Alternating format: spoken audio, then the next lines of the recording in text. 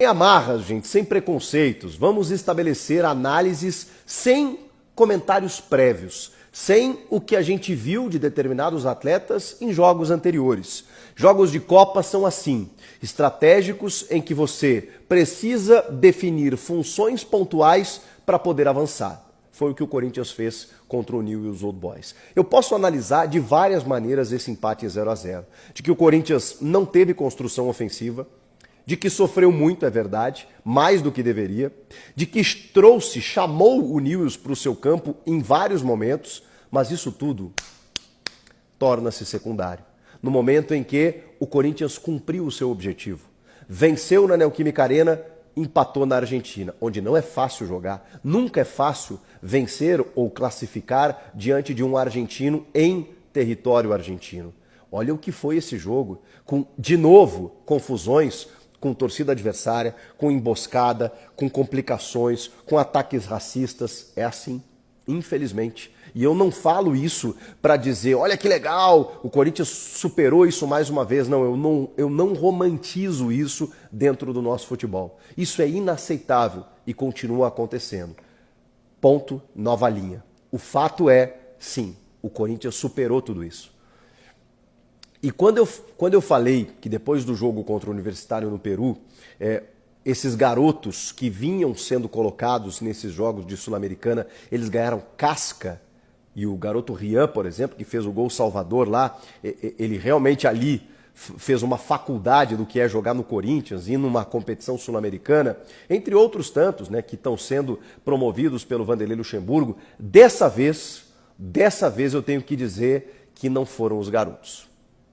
Foram os cascudos, foram os experientes, que até muitos deles não começaram o jogo, mas eles entraram no momento mais decisivo da partida e foram fundamentais.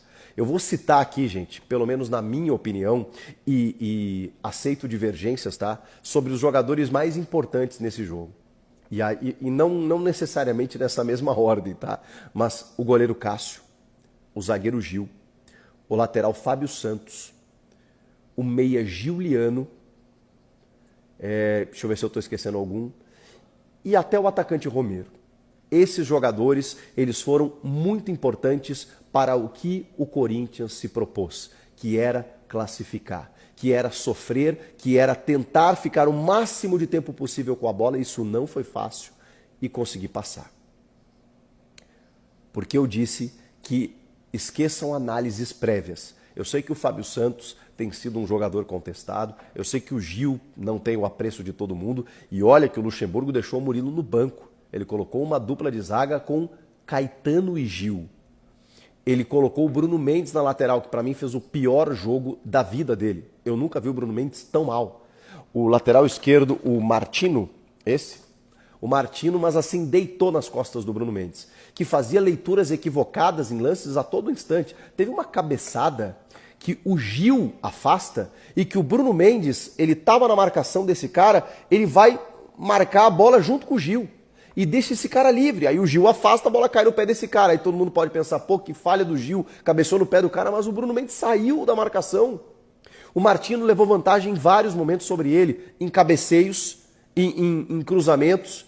Depois o Bruno Mendes tentou sair jogando, errou em bola. Assim, eu não sei o que aconteceu com ele, mas ele estava fora do jogo. Fora do jogo. Acho até que o Luxemburgo demorou a mexer para colocar o Fagner no lugar dele, e nem isso ele faz. Ele coloca o Fagner numa segunda linha depois no segundo tempo, mas que também foi importante. Só que o Fagner também, vou te falar, né? Depois, quando o Corinthians tem a bola nos minutos finais, ele erra um contra-ataque, rifando uma bola, devolvendo para o adversário, que arma um contra-ataque e o Corinthians quase toma um gol. Diferentemente do Romero, que entra pelo lado esquerdo para prender a bola, e isso ele faz com maestria. Inclusive num lance sequente ao que o Fagner errou, em que ele carrega a bola até a bandeirinha do escanteio, quando chega a marcação ele chuta em cima do cara e ganha o escanteio. Minutos preciosos, quando o Newell's, mais uma vez, exercia uma pressão. A verdade é o seguinte, o Newell's Old Boys exerceu essa pressão alta, marcando em cima, com intensidade, desde os primeiros minutos de jogo. Porque eles precisavam do resultado. E eles entenderam que precisavam morder, com o estádio todo gritando. Nisso, o Corinthians foi, no mínimo, para não dizer outra coisa, você pode até criar conjecturas aqui, eficiente. O Corinthians sofreu. Mas o Cássio não fez, se você analisar, milagres pulando no ângulo, salvando embaixo, fazendo sequência de defesas. Não. Ele fez defesas importantes? Fez. E ele foi muito seguro no jogo. Eu acho que esse é o mérito do Cássio. O Cássio foi muito importante na partida. Ele fez defesas importantíssimas. Difíceis, nem tanto. Eu não quero aqui ser condescendente e nem amenizar a atuação do Cássio, não é isso. Mas se você analisar, não tem milagres do Cássio. Tem defesas importantes, seguras. A bola chegou? Chegou. Mas de que forma essa bola chegou? Muitas vezes mascada, muitas vezes numa finalização não tão boa. E isso é incompetência do adversário? Algumas vezes sim, tá? Em alguns momentos o Nils teve a bola para poder finalizar e não teve capacidade para isso. Em outros, o Corinthians dificultou essa finalização. Seja num bloqueio do Fausto Vera, seja numa marcação da defesa, seja no Bruno Mendes cabeceando junto com o cara e a bola chegou um pouquinho mais leve pro Cássio poder fazer a defesa. O Cássio estava sempre bem posicionado, a bola estava sempre indo nele e ele estava segurando com firmeza. Então, assim, o Corinthians dificultou ao máximo em que essa pressão do Nils resultasse em chances claras de gol. O Nils criou chances. No primeiro tempo foram quase 10, contra só uma do Corinthians num chute do Juan Oliveira da intermediária.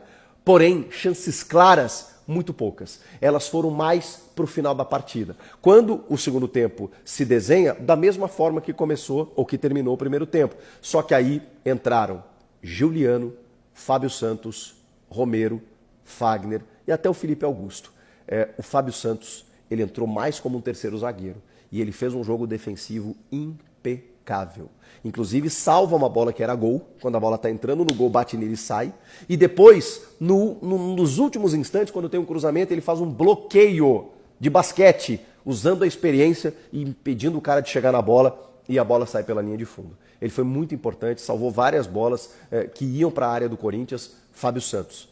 Defensivamente, onde ele é bom, onde ele fez quase parecido, me lembrou muito aquele jogo contra o Boca Juniors que o Corinthians classifica nos pênaltis na Libertadores do ano passado. O Gil e o Fábio Santos foram importantes nesse jogo. E o Gil e o Fábio Santos foram importantes de novo nessa partida. O Giuliano entra mais à frente, não como o primeiro volante como ele estava atuando na própria Sul-Americana. O Maicon ficou ali e o Maicon foi um jogador recuperado pelo Luxemburgo. O Giuliano jogando mais à frente, no lugar do Juan, ele conseguiu ter retenção de bola. Ele conseguiu fazer algo que o Corinthians não conseguia, ficar um pouco mais com a bola, fazer uma transição, deixar um pouco o Nils desconfortável quando o Corinthians tinha a bola, porque aí ele conseguia fazer rodar essa bola do Corinthians. E aí o Yuri Alberto conseguiu pelo menos ter uma chance pelo lado direito de chutar cruzado e quase ter feito um gol. Ele teve muitas dificuldades, mas de novo o sistema tático não ajudou. Eu achei, no jogo contra o Inter, o Biro e o Adson ficaram muito distantes do Yuri Alberto. Eu achei que o Wesley, junto do Adson, pudessem aproximar mais, até porque o Luxemburgo teria visto o que aconteceu em Porto Alegre. Não, o Wesley, até pela característica, é um jogador mais de beirada, um ponta, do 1 contra 1, que abusou dos lances pelo lado. Mas aí, além do ambiente hostil, né, o Corinthians enfrentou uma arbitragem horrorosa, em que vários momentos não deu faltas em cima do Wesley, que tentava suas investidas pelos lados, em raras oportunidades que o Corinthians ficava com a bola e buscava uma transição. Mas mesmo assim não tinha aproximação com o Yuri. A bola chegava e voltava. Então talvez o Yuri vai ter que mudar o seu posicionamento. Ele vai ter que ser mais Roger Guedes. Ele vai ter que sair mais da área, ele vai ter que buscar mais o jogo, porque a aproximação não está acontecendo. O Corinthians não tem um meia armador, o Juan não conseguiu ser esse cara, o Fausto Vera não funciona de segundo homem. Acho até que fez um jogo regular, tá? Defensivamente foi um jogador importante, mas nada mais do que isso. Eu só estou comparando ele com ele mesmo, porque a temporada do Fausto é muito ruim. E assim o Corinthians conseguiu ir se segurando até os minutos finais. Jogo estratégico, jogo fundamental para você não tomar gol. E vejam só, emendar uma sequência invicta de 10 partidas. Impressionante o que o Corinthians do Luxemburgo vai fazendo. Vai crescendo, vai ganhando corpo, casca e maturidade no momento mais importante da temporada. Tem o jogo contra o São Paulo, antes tem o Coritiba pelo Brasileiro, onde o Corinthians está se recuperando aos poucos. Tem esse jogo contra o São Paulo em que o Corinthians tem a vantagem, não tem o Roger Guedes, é verdade. Pode ter Renato Augusto, talvez Matias Rojas. Existe uma possibilidade desses jogadores, assim como o Moscardo, ganharem minutos no fim de semana. Eu vou trazer mais vídeos aqui com mais informações atualizadas sobre isso, para saber se esses caras estarão presentes contra o São Paulo, que é o grande objetivo. Mas a Sul-Americana está aí, gente. Está aí, o Corinthians está nas quartas de final. Tem outras equipes chegando. O próximo adversário, provavelmente o Estudiantes,